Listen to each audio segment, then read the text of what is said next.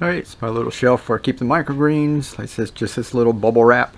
Get from Home Depot. It's insulation. Buy the insulation in that.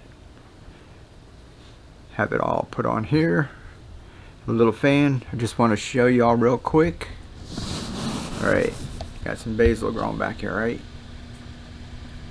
See the little bit of soil that's up on top? Notice how that's dry. It's kind of just flaking.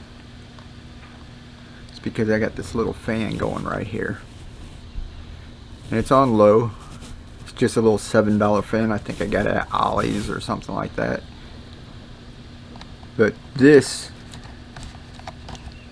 stays wet because it has that wick in it, right?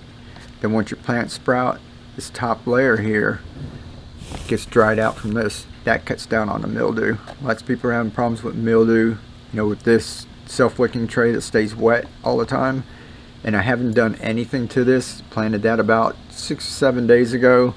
Just had it covered, planted it out. Instead of doing anything fancy, I just covered it up with aluminum foil. 3 days later, pop that off and just left it. Now it's time to refill it. So I'm just gonna lift this up here. I'm just going to pour some water in there and just refill that. You don't have to worry about drowning roots or anything. I just refill that with a little water and we'll be set. But if you're having problems with mildew or anything, make sure to get you a little ventilation on it. And I'll keep that top layer dried out. See how dry that is? And as these grow up, the soil will fall off of it just like it's growing outside.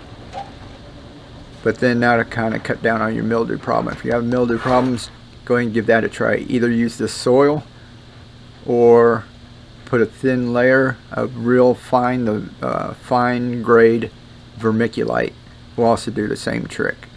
Alrighty, hope that helps.